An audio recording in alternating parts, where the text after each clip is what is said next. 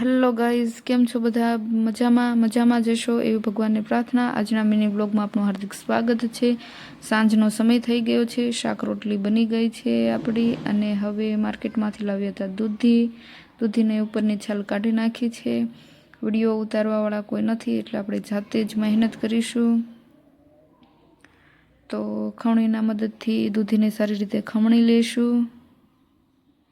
અને બધાને મારી જેવી ટેવ છે, કામ કરતાં કરતાં આપણા ગીત તો શરૂ જ હોય, જેમ કે ઓખો તો દુનિયાથી નોખો કહેવાય, દ્વારકાના દેવની તો વાત જ નો થાય, મીઠુડી ધરતીના મીઠા ભગવાન, દરિયાના ફળિયામાં દીઠા ભગવાન।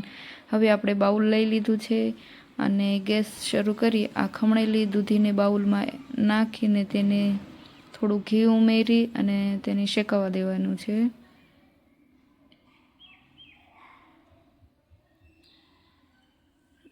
ત્યારબાદ થોડું વધારે ઘી એડ કરી અને દૂધીને શેકાવા દઈશું સારી રીતે।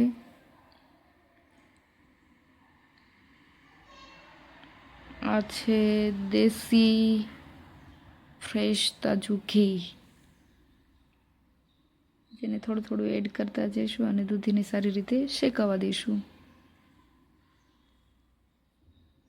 અને આ છે આપણું ફ્રેશ દૂધ। તો દૂધને પણ હવે એડ કરી દઈશું, બધું મિક્સ કરી હલાવતા રહીશું। ચરણો પખાળે જ્યાં સાગર ગંભીર, નિર્મળ જ્યાં ખળખળતા ગોમતી ના નીર, ને જો ઠાકરનો જ્યાં આભે લહેરાય, દ્વારકાના દેવની તો વાત જ નો થાય, ભાગશાળી ચારણનો ભીમરાળાને, દેહુર ગાંધણિયાનો ડોલરીયો દે, અવતારી જન્મી જ્યાં મોગલ આય, દ્વારકાના દેવની તો વાત જ નો થાય। આપણો હલવો પણ શરૂ છે અને આપણા ગીત પણ શરૂ છે। હલવો બનાવતા થોડીક વાર લાગે છે, પણ લાગે છે સરસ। બધાને દૂધીનું શાક ભાવે કે ન ભાવે, પરંતુ હલવો બધાને ભાવે, મોસ્ટ ઓફ ભાવતો હોય। 10મા જ્યોતિર્લિંગ જ્યાં દાદો છે શિવ, જેની કૃપાથી છે જગના હર જીવ, નાગેશ્વર ભોળાની મૂર્તિ દર્શાય, દ્વારકાના દેવની તો વાત જ નો થાય। આપણે હલવામાં ખાંડ ઉમેરી દઈશું સ્વાદ અનુસાર। તો ખાંડ ઉમેરીને તેને સારી રીતે મિક્સ કરશું।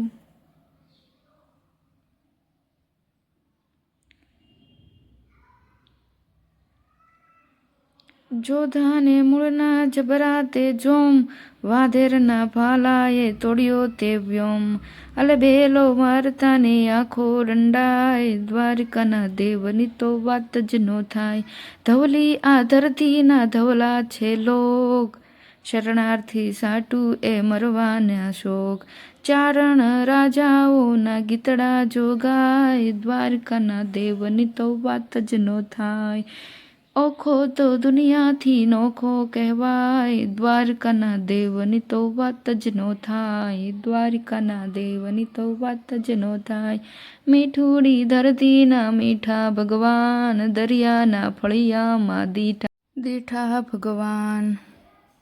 સારી રીતે હલવો હવે બની રહ્યો છે। તમે કેવી રીતે બનાવો છો કોમેન્ટ કરી શકો છો। અને આ છે આપણો દૂધીનો હલવો।